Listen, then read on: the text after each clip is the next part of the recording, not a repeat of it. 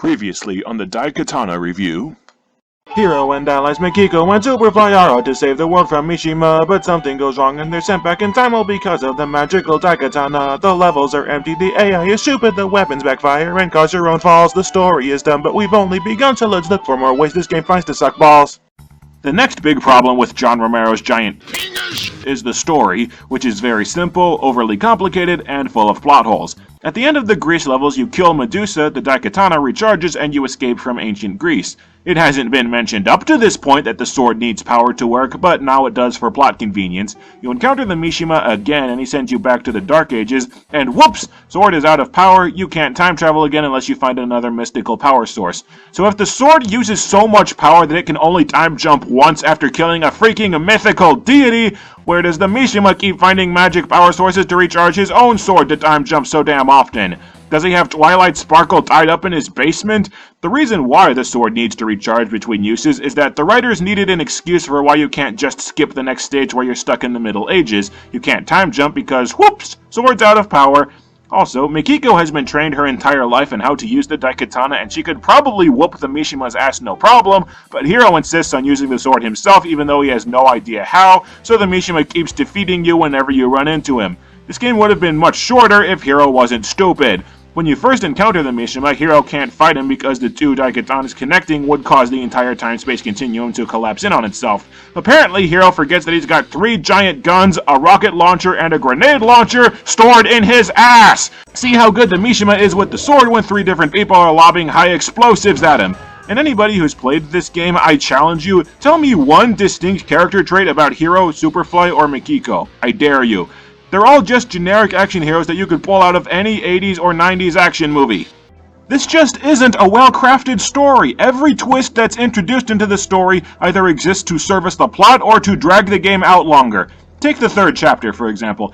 The Mishima sends you back in time to the Dark Ages, and you're stuck there because the sword is conveniently out of power. A sorcerer offers to recharge the Daikatana if you save his village from the Black Plague. Sounds simple enough, but to stop the Black Plague, you have to kill the necromancer Nare. To kill him, you need a magic sword called the Purifier, but the Purifier was broken into 7 pieces because the king, a former paladin, lost his mind and smashed it. And also Mikiko has the plague now. A simple task is made as complex as possible to stretch out this chapter of the game because there isn't enough story to sustain the game without artificial extensions. And by the way, the first medieval level is where I officially rage quit and put this game away for weeks, because to proceed further into the level you have to operate some magical instrument with 7 chimes in a specific order, and there's about 100 ways you could enter in the one vague clue that the game gives you. This level also has a grand total of 8 enemies in it, just to tell you the quality of the design of this game. Also, to get through the gate that leads to the next level, you need to find a key, which the priest hid in a cellar, then forgot how to get inside the cellar, and the cellar beneath the temple is full of lava and monsters. Explain how anything I just said makes sense. It's a good thing the lava damages you instead of killing you, because this game's jumping controls are ass! The weapons that you find in the medieval stages are a crossbow, some Freddy Krueger claws, a crossbow that fires Rambo dynamite arrows, and some magic doohickeys that are variations on the rocket launcher. Except I never used them. See, in Greece you find a weapon called the hammer that never runs out of ammo, can be charged so that it's a one-hit kill on any enemy, and since the dumbass AI gets as close to you as possible before attacking, you will have plenty of opportunity to use it. Also, the dynamite arrows and the regular arrows deal the exact same amount of damage! What kind of sense does that make? I mean, which arrow do you think inflicts more damage? Arrow A? Or arrow B?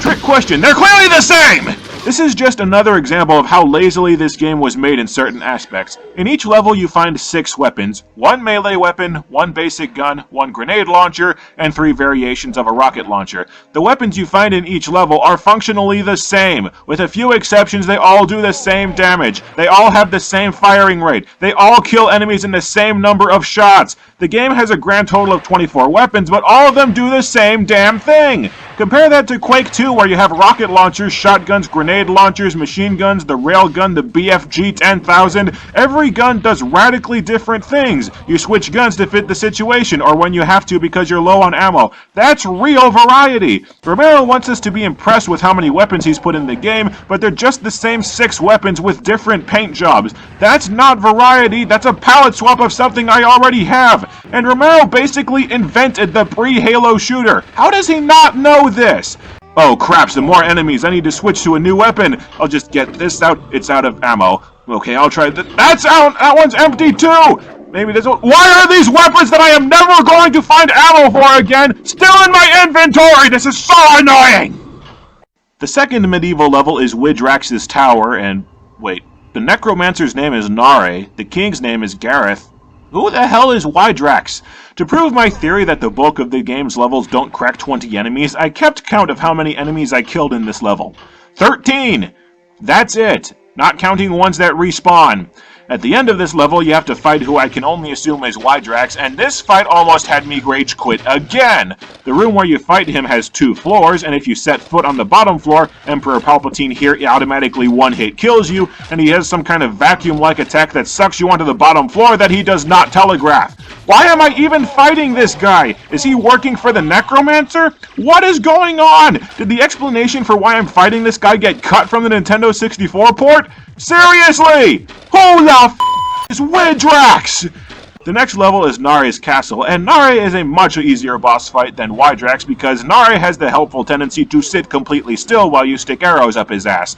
Nare also spawns booboids, those minotaur things that spit the plague at you, but the booboids are dumb, and if you stand right behind Nare, the booboids will just walk straight into Nare and never get close to you because they'll never get around him.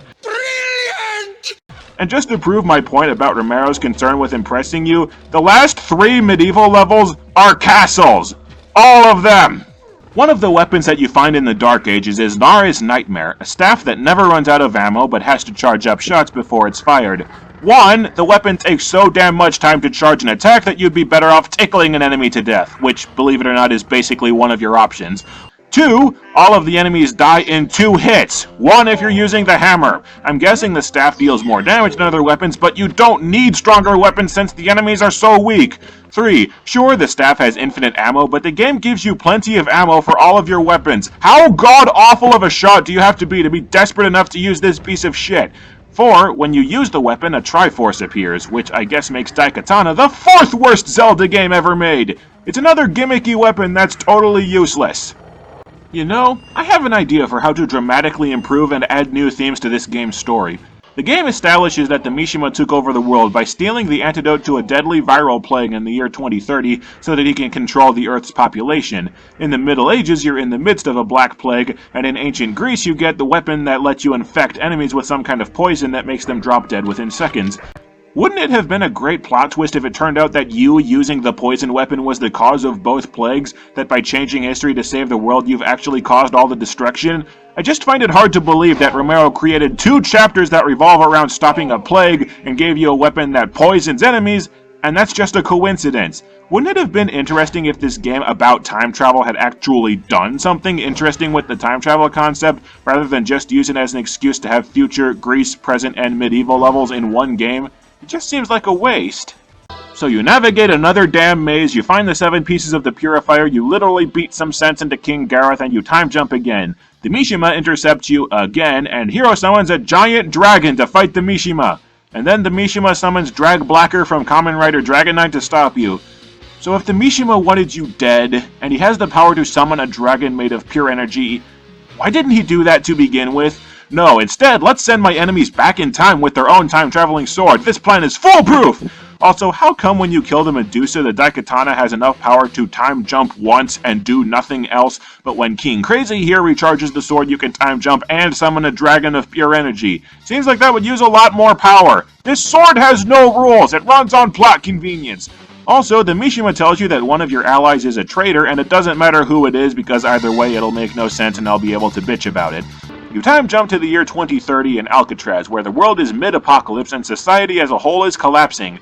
Apparently Los Angeles was completely run over by gangs and the military came in and declared martial law. Hero determines that this must be the Mishima beginning his campaign to take over the world.